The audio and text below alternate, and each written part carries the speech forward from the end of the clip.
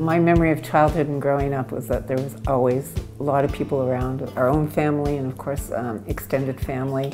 The tradition on Sundays was family dinner with my grandparents, and then my cousins, either we went to their house or they came to our house for coffee, and it's just always an important part of growing up. Other people who didn't have family were always welcomed at our home. That was a very strong value that my father had and embedded in us.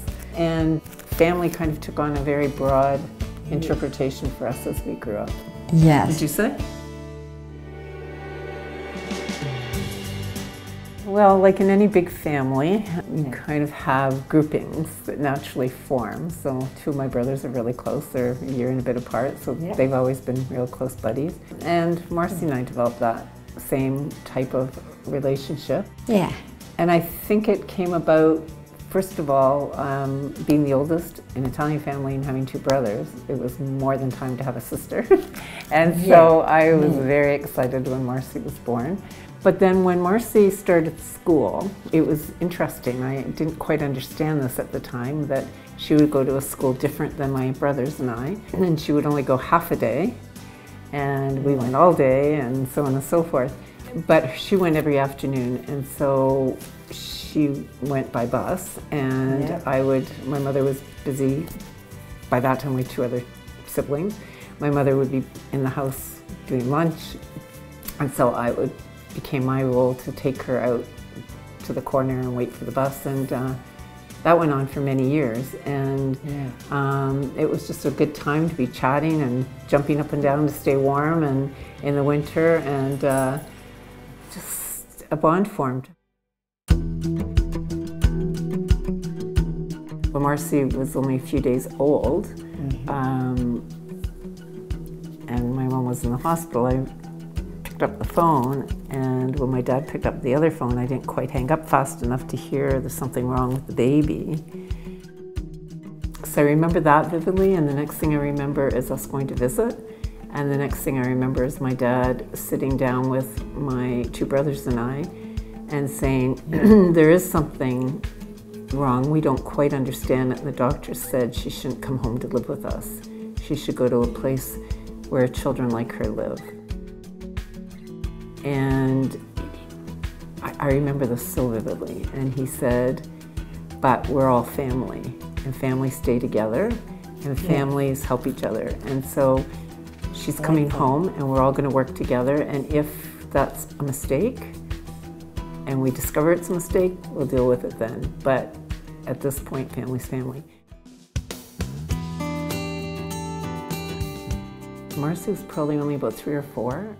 I remember for the first several years, well, up until that point, our summer holiday was a trip to CPRI in London, because that was the specialty center.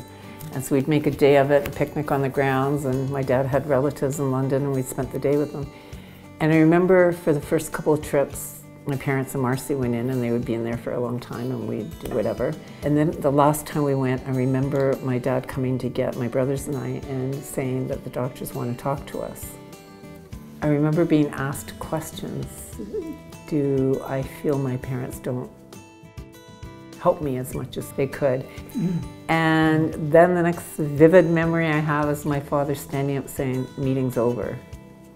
Yeah, my dad. It sounds like you're trying to say that Marcie isn't good for our family. Marcie is good for our family. And we never went back. That's a long time ago. Yeah. That's why I miss him so much. Yeah, you miss Mom and Dad. Yeah, I miss Mom and Dad.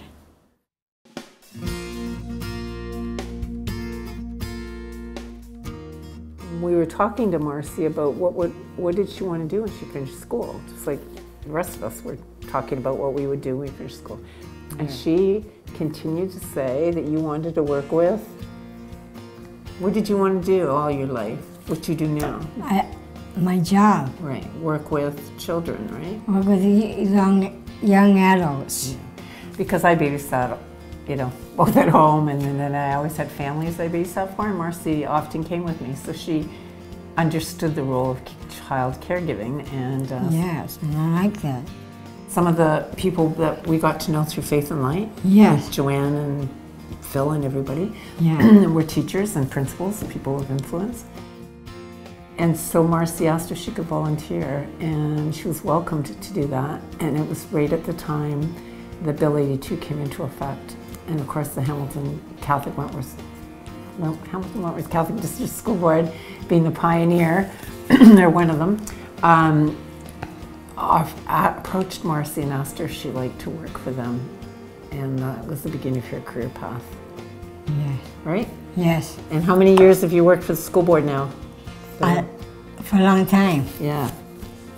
3, 30?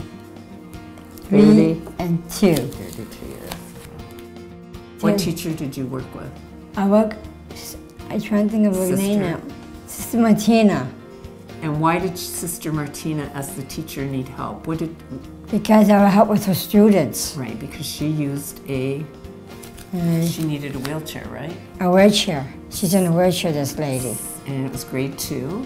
In grade 2 class with her young, like 4 or 5-year-old kids. Right, so you used to do all the running around for her. I did this for her. And helped do all the work in the classroom that she couldn't do, right? Right. And you and Sister Martina are still good friends. Yes. In reflecting on that for myself and thinking about a person who's faced with the challenge of really being included in society, I have come to believe that the ongoing relationships and continuity of involvement in things where those relationships can be developed and nurtured is really key to inclusion. For 20 some odd years we were involved in the Faith and Light group, which was kind of part of the Jean Vanier movement, the L'Arche movement. We still to this day have very consistent, important relationships, because every week for a long time we engaged. We had a common interest, we developed the relationships. You used to, when you did workshops with Darcy and I, you used to tell people that it made you feel important to be able to help other people. Yes, that's what I like the best. She goes to the Y and the library that's in the same building. She hadn't gone for a while. People were missing her because she went the same day every week and hung out after her workout with folks in the little coffee shop. So those relationships have come from, the consistency of community involvement, and she misses them, they miss her. When she's sick, cards come from everywhere. And visits. So for example, this past Saturday, one of those friends was hosting a baby shower for her future grandchild. So we wanted to do something to help with the baby shower, so Marcie decided we would make special cookies. Yes, make special cookies. So we went and bought cookie cutters. Yeah, cookie cutters. For baby shapes, and then we made all these cookies and made 5 dozen cookies and iced them. And it brought in everything, the relationships, wanting to contribute, wanting to value a friendship, and cooking, and something that we did together.